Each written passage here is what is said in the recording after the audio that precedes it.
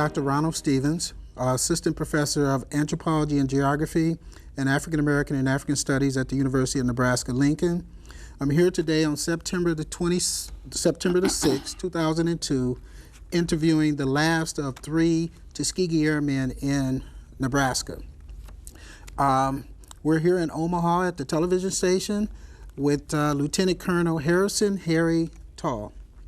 And Lieutenant Colonel, I'd like to begin by inquiring about your background before, where you grew up, what were some of the experiences like for you growing up in New Jersey. If you could share some of that information with us first, and how those experiences influenced you later on in life. Okay. First off, I was reared by my grandmother. The night my brother was born, I went to live with her, and that's where I stayed. And this was on a farm. And I presume she was a school teacher in her day, and she always believed in education. And I grew up working and so forth, and I just wasn't probably the best kid in the world. But she made a believer out of me. They'd probably lock her up nowadays. But I would get one spanking every day, and I knew I was getting it. And at the age of 13, she was tired of it, and she used a Louisville slugger. And she didn't care where she hit. So I said, I better change. This woman's gonna kill me. And after that, I was given responsibility of 40 workers on the farm. And I guess I was tough. I fired my uncle, my father's brother. I fired him for working too slow. And since she believed in education, she insisted that I get an education. And I went through school. My family was the only black family in the area. All the others were white. And during the Depression, they loaned money to the white farmers around here so they could make it. My grandfather was the only black on the school board at that time. He was on the school board, elected in 1919 to the school board. And he stayed on the school board until Alzheimer's took over in about 1953. And so you can see and that another thing in my background, everyone in my family got a new car when they're 17 years old. That's the day you get a driver's license. And I come from my new car, my grandmother said, nope, you're going to go to school. So off I went to college. And it was the best thing that ever happened to me. And as a kid, I used to make model airplanes. And in fact, I had a 1930 Ford pickup. While the rest of them were working, I'd be, they had a gear shift down on the floor, and that was my jolly stick, So that's what happened. Interesting. Just for the sake of clarification, what is the Louisville slugger? Baseball bat. Oh. Baseball bat. I can understand why you were convinced to I was convinced. change. I was convinced. Louisville slugger was a baseball bat. Interesting. The other point that I want to raise based on what I heard, and what's really fascinating about your upbringing is your grandmother. There's a concept of the extended family.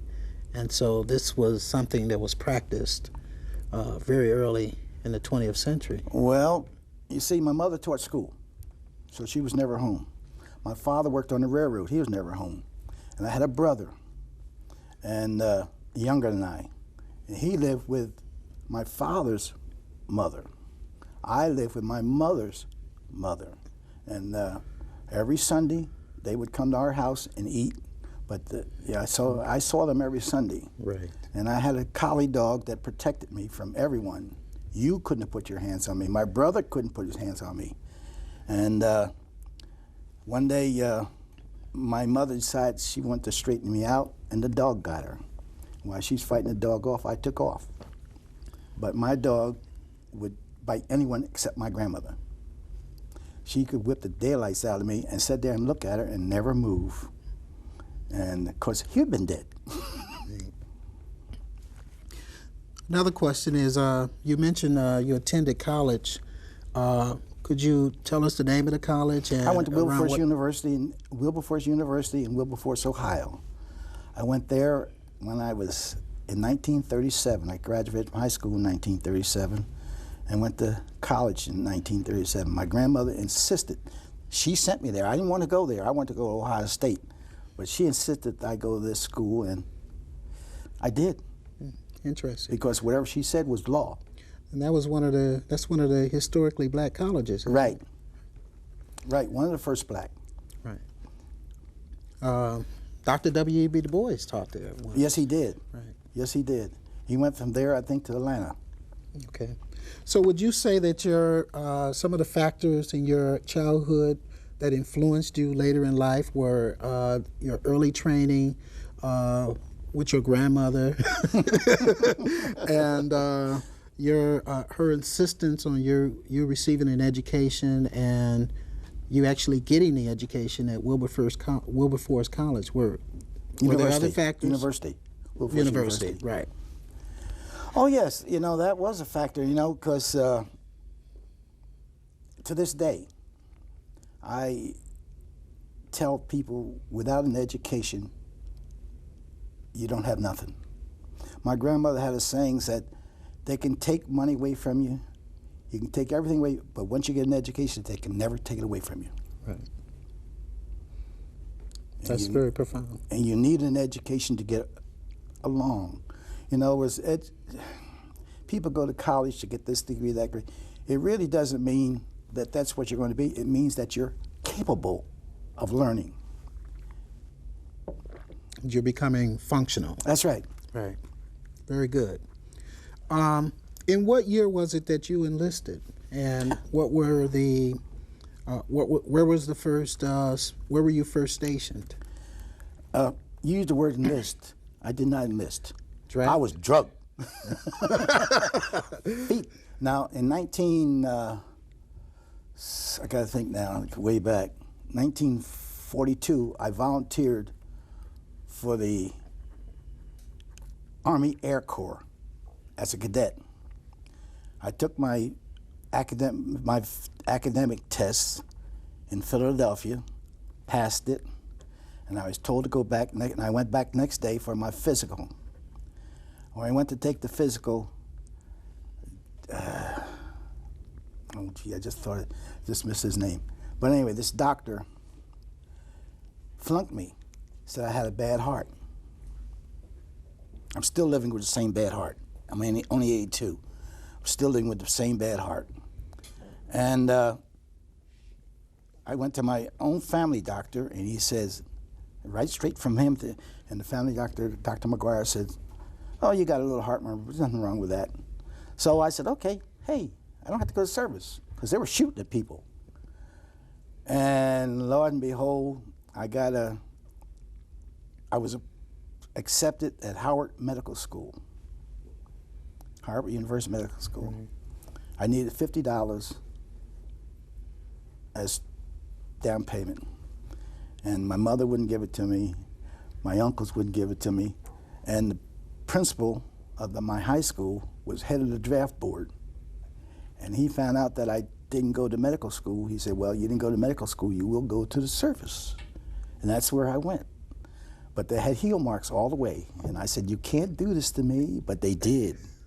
And they took me in. In fact, when they went to for the physical in Camden, was a young man in front of me named Chase Robinson. He had flat feet. And the doctor said, did they hurt? He said, yes. Dawned on me, hey, I got flat feet. So he asked me, do you have flat feet? Yes. In fact, in Chase, they put him out, said, rejected. And I said, hey, I can do that. My feet flat and so forth. You got flat feet? Yes, sir. In? I said, oh, but I got a bad heart. And they said, what do you mean? I told them about being examined, Dr. Winslow, that's the doctor that was in Philadelphia. His name was Dr. Winslow. And I told him about this guy, this doctor, saying I wasn't qualified. So they sent me down to be re-examined. And after re-examined, they said, qualified. And I go back upstairs, and this guy from the Navy said, we'll take you. I said, no, no, no, can't drink all that water. The Army guy said, we'll take you. No, no, no, I don't like to sleep out in the dirt and so forth. I want to sleep. If I get back, I always want to sleep 3 sheets. So they put me in the Army Air Corps, sent me to Keeslerville, Mississippi for training. I went through basic training, and they were about to ship me out to become an aircraft mechanic. And I happened to mention to the guide, I said, hey, I passed the test for cadets. He said, you did? I said, yeah. So he checked my record, sure enough, and they sent me back through basic training again. I go out to basic training, and this lieutenant said, what are you doing out here? I said, well, I'm taking it over again. I'm going to basic training again. No, you're not. I said, but they said so. So what he did, there were about 8 sergeants, stripes up the arms for many years, going through as aviation students. He said, I'm going to put you in charge of them. Now, I don't have a stripe on my arm at all, and these guys are loaded, and master sergeants and so forth, but they were very nice. He said, well, the lieutenant put you in charge of us, and since they did, this is what we're going to do. You're going to form us up, march us out to the drill field, to the nearest tree, and that's where we're going to sit. And then when it's time to come back in, you're going to form us up again and back to the barracks and dismiss us. No problem. So that's what I did. And then from there, they sent me to Tuskegee in January. I went there in July of 1943 and went to Tuskegee in January 1944. What was it like at Tuskegee? Well, we were at the institute itself, the college, and that was go through CDC, I think it was called. But while we were there, all we did was pull guard duty around our barrack, and they did away with that part of the training, and sent us over to the base itself, Tuskegee Army Air Base itself. And we had nothing to do except run from the upperclassmen, because upperclassmen try to get you to make up their beds and clean up for them and actually haze you. Hazing wasn't allowed, but hazing took place. They'd come in 3 o'clock in the morning from flights and put you on a little red stool. A little red stool means they put you with your back up against the wall and you're sitting, and now that's how you sit there and sit till then they get angry at you, or else you go to the mess hall and you had to eat I can't remember now, but the 4 steps you had to eat, actually. Yeah. And and then one day they came through and said, we need bombardiers. And you are going to become bombardiers. And from there, they sent, I believe it was, I can't remember how many, but sent us to Tyndallville, Florida, cadets. In Tyndallville, Florida, they picked us up in the bus and they took us to the cadet area. Quite naturally, it was a white cadet area. We couldn't get off the bus because we were the wrong color. And we sat there, and finally they had a black transportation unit in Tyndall. They had 2 barracks, and what they did, they moved all of them into one barrack and gave us the other barrack, which was down on the flight line.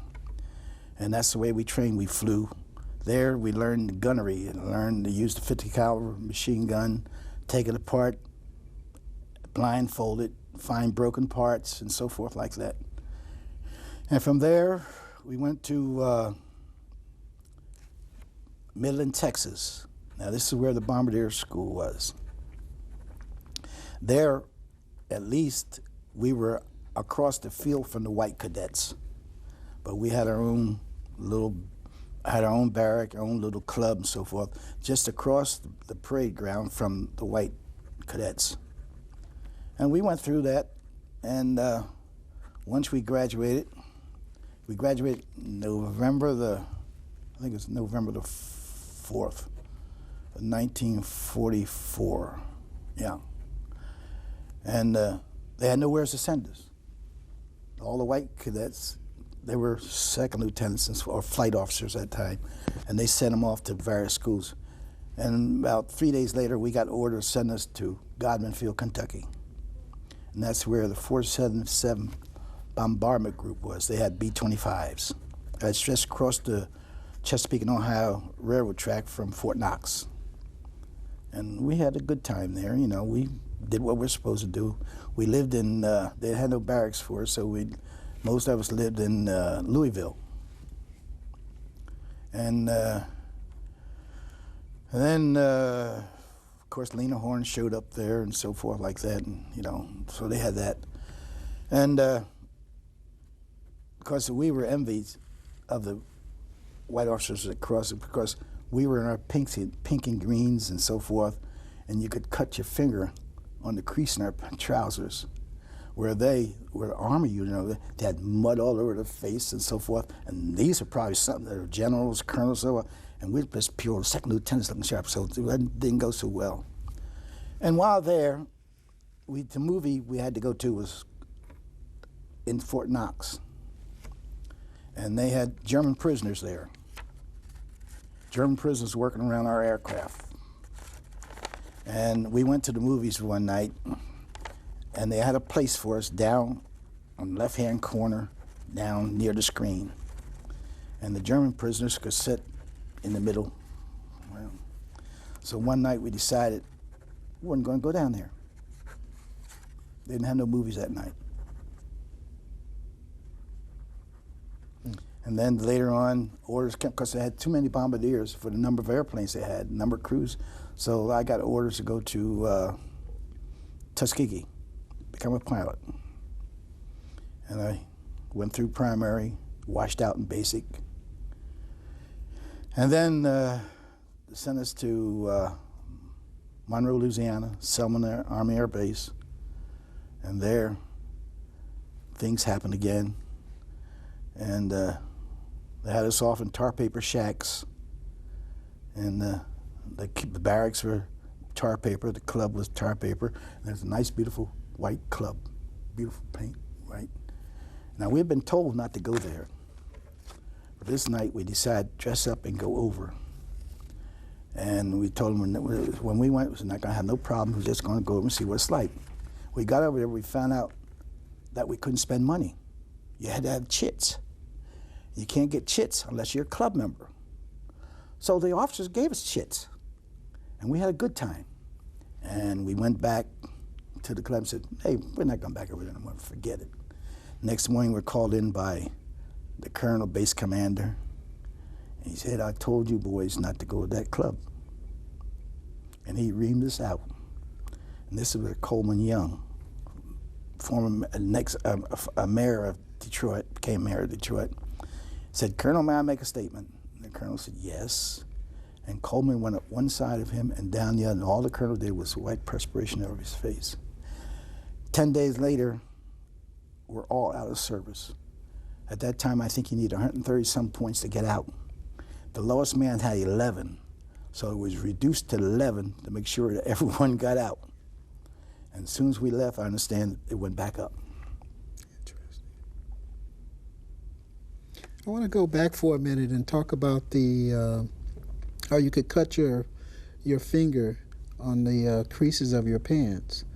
That's I think a very important commentary, because it had something to say about how well you met the criteria of being a good soldier. Oh yes, and we were, you know, we could the guy that as a cadet. When we were cadets, Creel, I can't remember his first name, but he washed out as a pilot trained, but he was a cadet. And he was actually, they made him in charge of us. I don't know how they did it, but we could walk down the street and he would never have to call cadence. And all you hear is clump, clump, clump, clump, clump. And no eye, never look to the side, straight ahead. Right. Interesting. Second point I wanted to touch on of something that you said is pertaining to the German prisoners. I had the opportunity of interviewing former mayor of Detroit, Coleman Young, as I had mentioned to you earlier. And I remember hearing a story from him about that. But what I'm interested in from you is how did that make you feel as a cadet, soon to become a very important part of 20th century military history? What were you thinking then when you saw that these German prisoners had more rights, to some extent, or more freedoms? We were angry. We were angry. But as we always said, we didn't get overseas at that time, but we had the Battle of the South. Interesting. Second point that you made about Coleman Young in the White Officers Club, I heard that story also. But wasn't there one particular incident with the White Officers Club, and some of the black officers wanted to get in, and there was some kind of conflict that followed? The only one I remember is the one we went over with. We went over with the idea of going to look the club over and so forth and so on. And we were dressed properly and so forth, and we could spend, that's the only time I know that we went over there. Okay. Was there some kind of protest that followed? Wasn't there approximately 100 time. officers? We were only 10 days. Only 10. Now, the big protest was up in Indiana. That's the one that they locked up some officers, and they just gave them, I think, a couple years ago, they cleared their records on that. Right. Very good. You know, back then there was a lot of public criticism about African Americans who had a desire to learn how to fly.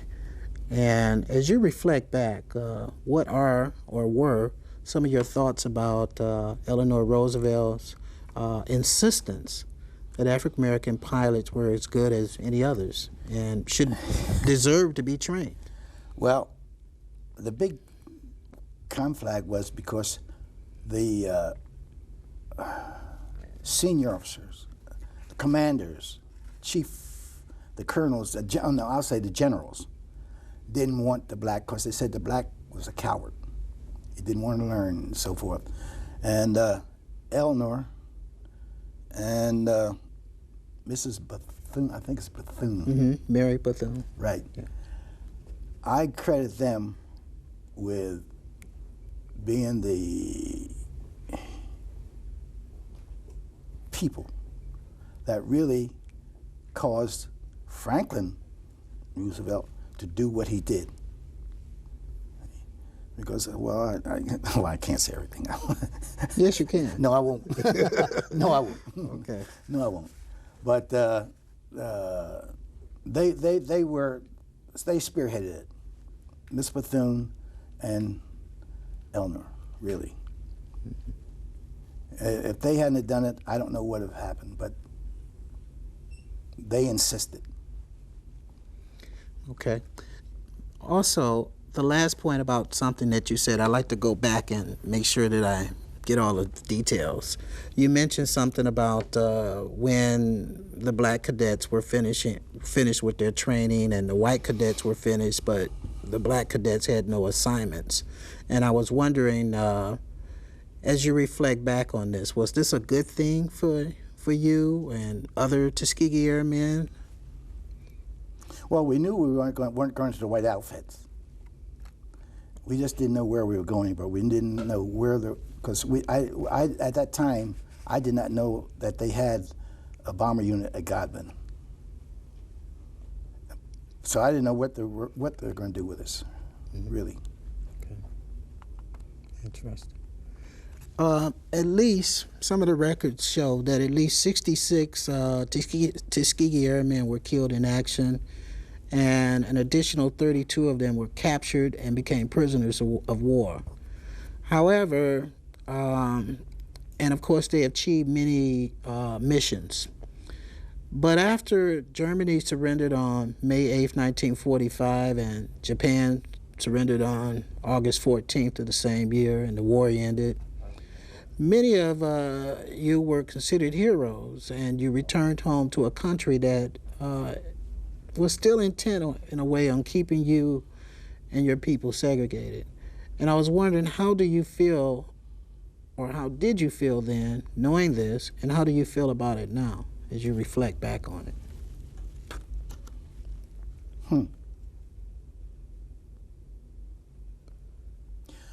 Oh, gee. Now, I can say now, but because I can't.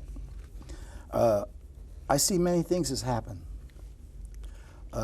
In those days, the only place that you could go was either Tuskegee or to Godman.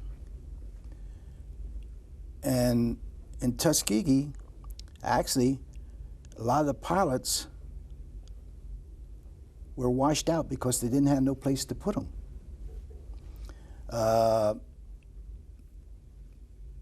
You needed pilots only if you replaced someone. And in fact, I went to Japan with a former instructor, white instructor at Tuskegee, and he told me, he said, they were washing out better pilots at Tuskegee than many of the white organizations were graduating. So you see, what would happen if you didn't need a replacement, you didn't graduate. In fact, maybe Colonel Adams mentioned that he knew one case, they're graduating tomorrow, they washed the guy out today because they didn't need him. Right. What's your feelings about Truman signing Executive Order 9981? Was it a good thing then? And how long did it take for the military to change? It took a long time. It was a good thing. For instance, in 1953,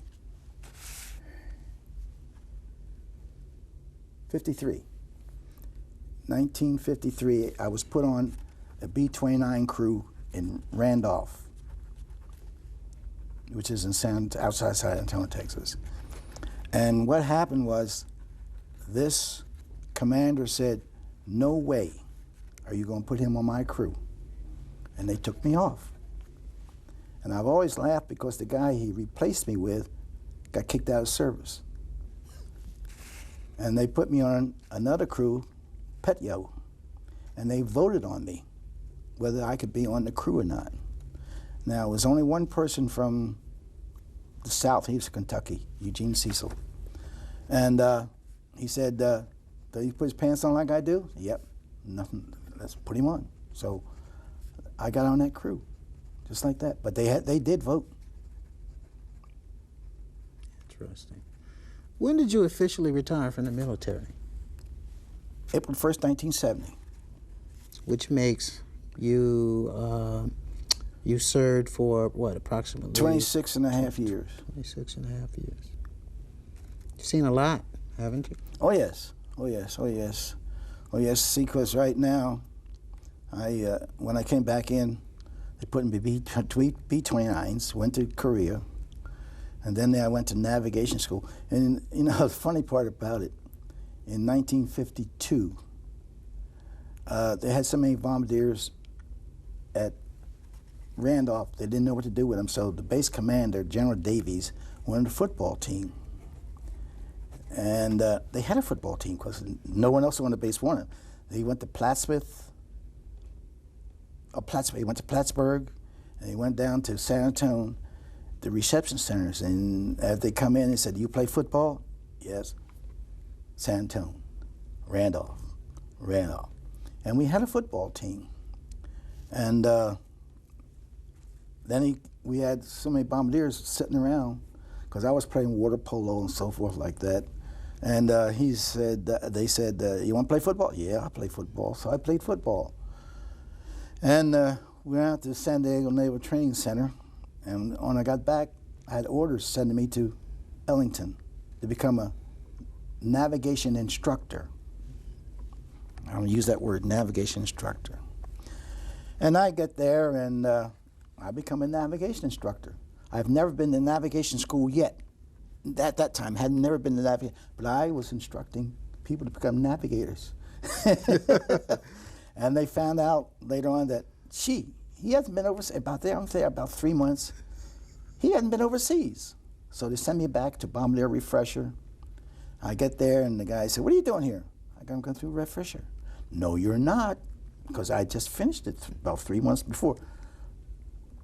So we decided we're going to throw some bombs out. Just throw them out, you know. And we couldn't find a target that day because it was socked in. When we got back on the field, they had orders for me, go back to Randolph. And that's when they crewed me up. Interesting. But things like that, you know. And then when I finished in Korea, they sent me to navigation, finally sent me to navigation school. From there to electronics school. And then they gave me 3 choices: East Coast, West Coast, and Midwest. Midwest was my last choice. That's one I got, because I didn't want to go to SAC. But I did. I went to SAC and stayed I stayed from 1956 till I retired with the same outfit. Interesting. Would you agree with this statement that the men who were trained as Tuskegee Airmen are a success story? I believe so. I believe so. Those I know of are successful. Because, you know, you had to be good. If you weren't good, you just didn't make it. And as you know, so probably Paul told you about, and Lane, that when they first put the fighters up to protect the bombers, nobody warned them. And then wasn't long, they were begging for them, because they did not lose an aircraft to a fighter the whole time.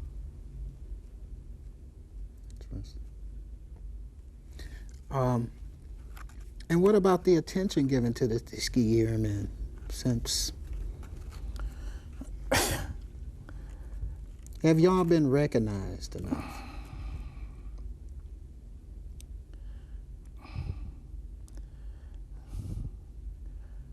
Well, I'll put it a different way. I don't think things should have been in the past that would have, for this to happen. In other words, if it had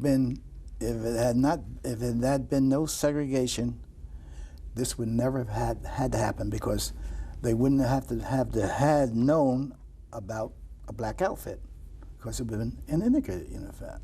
But no, since they put it off on, they mixed it. They did not mix it up, and they kept it separated. And I think it had to happen. Okay. Captain Benjamin Davis, and you mentioned a Davis earlier. Is that who you were? No, that was Davies. Davies. Okay. Now, I went to Wilberforce, and I took ROTC under B.O. Davis Jr.'s father. I took a senior. He was a colonel and became the first black general in the Army. So I took it, and I admired him. I was 17 years old, and that old man could get in positions I couldn't get into, to fire a rifle at 17. So I admired him. Very good. Well, Junior eventually rose to become a 4-star general. And in 1998, as I'm sure you know, President Bill Clinton bestowed him with that honor. And he noted that he said that he is a hero in war, a leader in peace, and a pioneer for freedom, opportunity, and basic human dignity. It's reported that at least 24 Tuskegee Airmen attended this presidential event. And my question to you is, were you one of them? No. Or what were your impressions of that historic moment? Well, it's something that, you know, something that should have happened a long time ago. And no reason why he should not have been a 4-star general. You see, he had, well, now he was a pioneer. See, he had tough at West Point. He had it tough. Well, I know in this is a sideline in Tuskegee. His wife was very light, belonged to the 500s. His sister belonged to the 500s. I don't know if we ever heard of them or not. And at the Tuskegee downtown, the white kids used to carry out her groceries when she went to the store. And one day he made a mistake, he went with her. They never carried him out anymore. So you see that, you know, and he was discriminated against as much as we were. In fact, probably more, because he had rank. So, no. When were you first assigned to come to Nebraska? I got here April 1967. I came from Forbes, where I had been since 1956.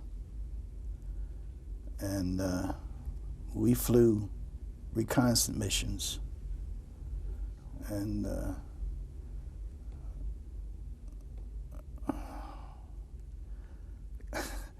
around various parts of the world. And we've lost aircraft on our missions during peacetime to enemy fire.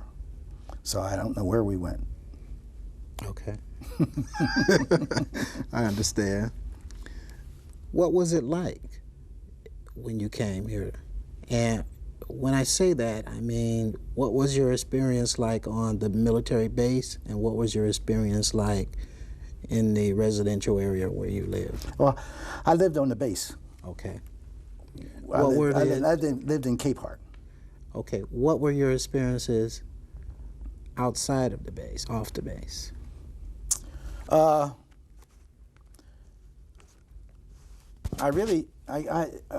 had to come up here every year before I went TDY to go to the base to be briefed. And my crew and I, we used to go downtown, Omaha, and so forth. And I didn't realize that I was lucky until I came up here, that there's certain places you didn't go. But I went with my crew, you know, so I didn't have any problems. But then I found out later, you know, that, gee, you went there? Oh, yeah, I went there. They couldn't believe that I went to those places. Interesting. How long have you been active with the Davis chapter of the Tuskegee Airmen in Omaha? Oh, 3-4 years. Okay. Approximately how many members do you have? Gee, I think Bill said they got, what, 90-some? I believe it is now, right now. Mm-hmm. What kind of projects does the organization sponsor? Well, we've been getting scholarships through the national and local, giving scholarships to seniors, high school seniors that qualify. Okay. Former president of the Tuskegee Airmen Incorporated, Roger C. Terry, do you know him? He once described the goals of the organization in these terms.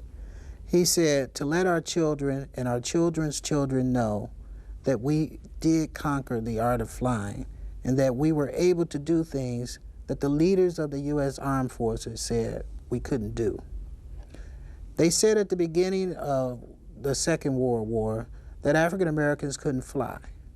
We proved we would excel.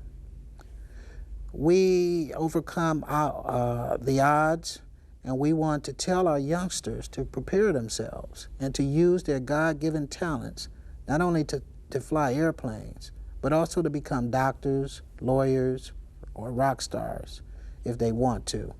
But most importantly, not to let anyone tell them that they can't. The question I want to ask you is, what would you say differently than Mr. Terry did with regards to the purpose and objectives and mission of the organization? None, except I was a school teacher, and I taught right here in OPS. And I talk with kids. I go around to their classes now. I've been invited around the classes, and I like to impress upon them what my grandmother impressed upon me. You can take everything away from you, but you cannot take an education. Without an education, you cannot do very much. And I tell them they should have a goal. You may not reach it, but at least you'd have a goal. And it's not that the goal can't be changed, but you got to have a goal, something to work forward towards. If you don't have it, you just will not succeed. If you tell, I'm a strong believer in education. Very good. Because my daughter's a doctor, so. Okay. We still have a little more time, about 15 minutes, and I thought maybe I'll go back and try to, influence you to talk about some experiences or some examples of some things that happened on those bases that we haven't heard about yet.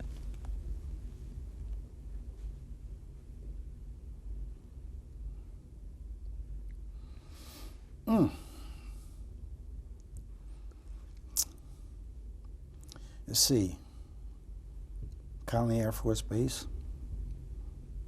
Everybody lived. There were no quarters on base for anyone. No officers. I never had a problem there. Randolph. Never a problem.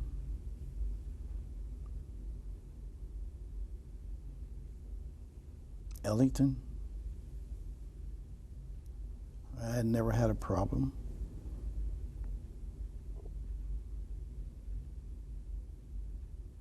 Keesler.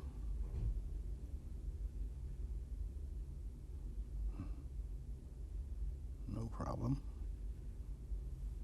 We're talking about on the base, right? Mm-hmm. On the base. Because at Keesler, I can know a case where the whites got in trouble. Why don't you share off that the with base? us? Off the base. Why don't you share that? Off the base, see, and the police just got the kids for doing nothing. Off base, didn't bother. No, these are white. So they were hard on everyone, and that was in Biloxi. And at Forbes, I don't know of any problems. We had a good time. And up here, I've never had a problem. In fact, I'm in the Hall of Honor for the 55th. In fact, if you read the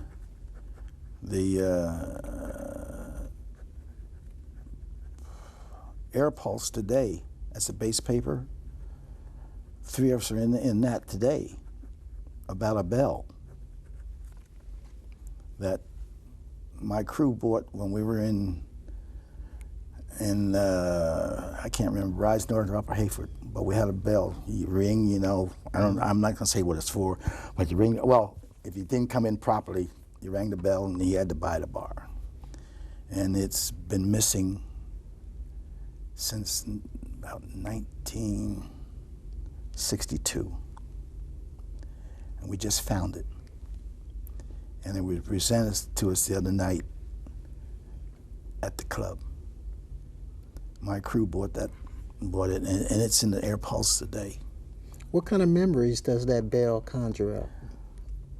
Well, in the 55th, at that time, the crew was a close-knit unit. You don't bother no one on the crew.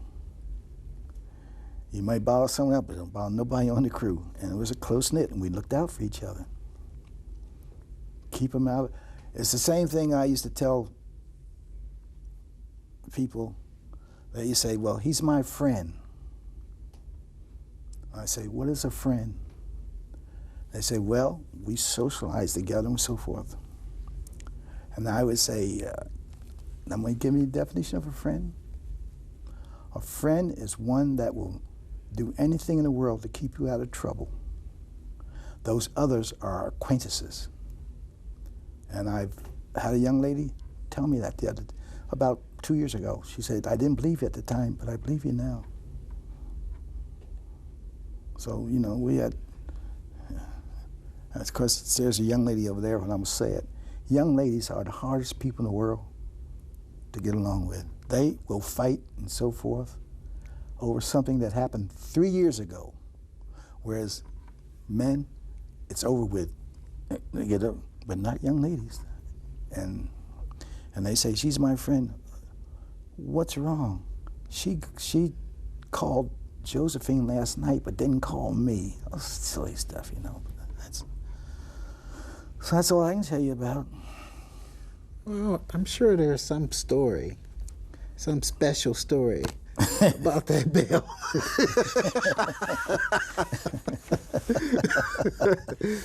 Well,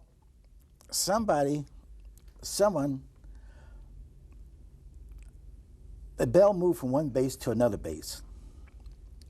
And the guy found out that someone found out where it was, and it was locked up in a room. And somehow or another, a window was left open one night, and someone went in that room, and gee, when they walked out, the bell was something, it was hanging on them. I don't know how it got there. Mm-hmm. But, and then it went from there to another base, to Alaska, to someone's patio in Arkansas.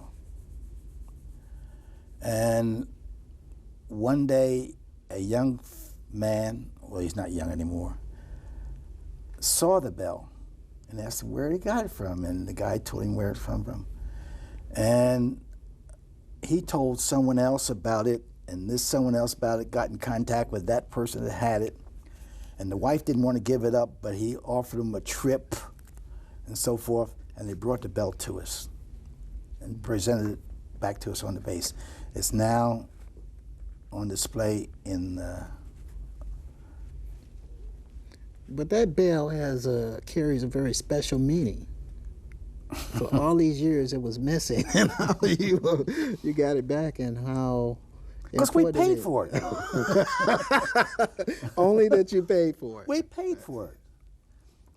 Okay. But those bells, a lot of clubs have them, and what they do, they ring the bell and. Time for a drink or what? Yeah. Okay, that's what I wanted you to tell me.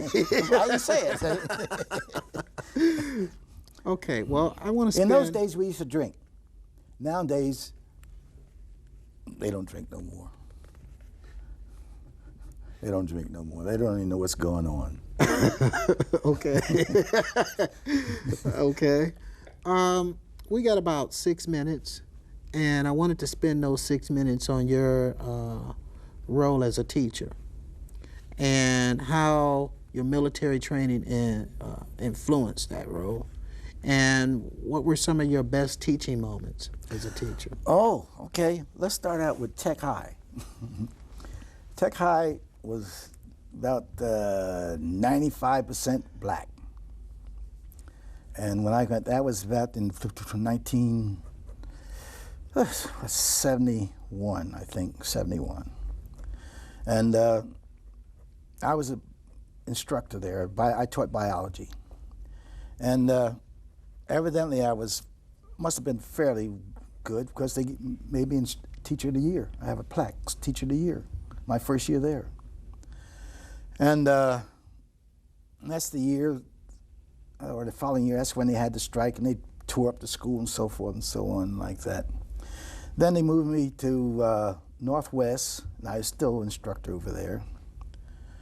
And then after I was there 4 years, and I was at Tech at 4 years. Then they moved me to Monroe Middle School, and I became a counselor. And this is where I had more influence on the kids there.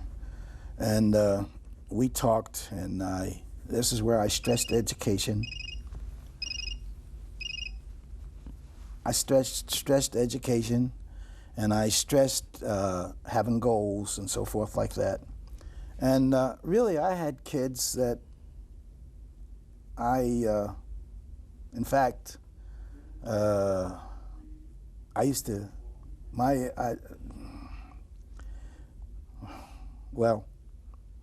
I just talked to them, and they used to come tell me things, and things were going on in school, and I never got them in trouble, and so things like that.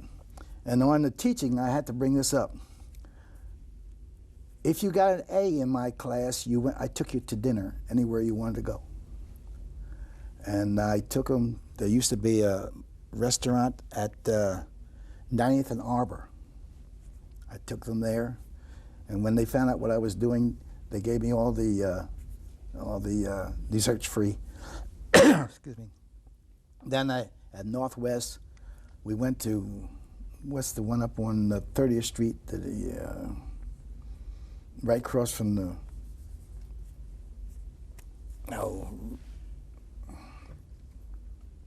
big restaurant on 30th Street, right across Mr. from C? Mr. C? Is that Mr. C's up here? Yeah. Okay. And I took them there, so. But you had to get an A in my class. Was it hard getting an A in your class? Yep. Okay. Okay. Not really, though, because I gave a test every Friday over what we covered. And if you could tell me that we hadn't covered, I'd throw that question out. And at the end of the year, if you saved the test, you had my final test, but you just didn't know which questions they were. Right. So I didn't treat them mean, but hey, if you didn't get an A, tough. So in what way, or was there any way, was it your grandmother or was it your military experience that influenced you to become a teacher? Well, my grandmother was a teacher, my mother was a teacher. Right. So I had no choice. Okay. But my grandmother was a big influence on me. Mm-hmm.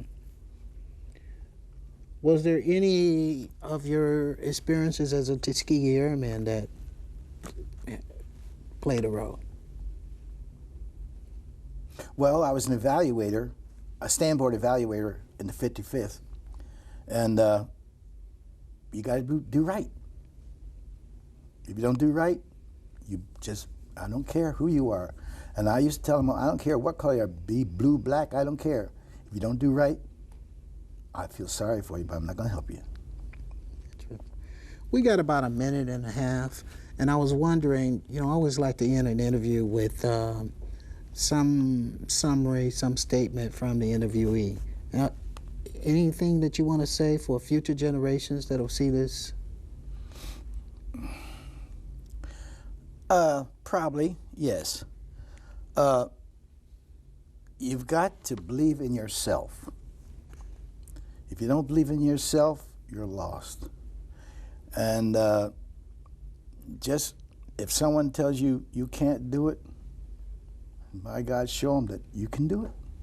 You just got to believe in yourself. And if you don't believe in yourself, I think you're lost. Any other statements? Any quotations, any phrases that your grandmother used that have stuck with you throughout your life? One of them, you may go to jail, but it won't be because I didn't try to keep you out of it. Okay. I've bent rules, but I never broke them. Okay. Any last words about being a Tuskegee Airman, the whole legacy of it? I think, well, the way I was reared, I think Tuskegee was something that should never happen. There should have been no reason for it to happen. For instance, of course, if we start out with, remember, I was the only black family in that town. So I was brought up really different than a lot of people. Right. And there should have been, as I said, my grandfather was on the school board back in way back there.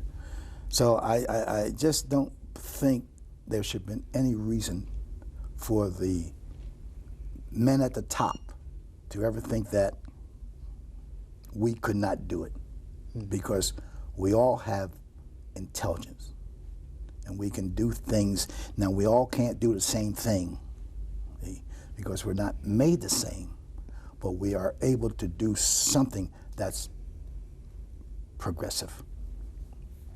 On that note, I want to thank you very much. It's been a pleasure talking with you, and I'm sure it's been a pleasure and it will be a pleasure for future generations to come.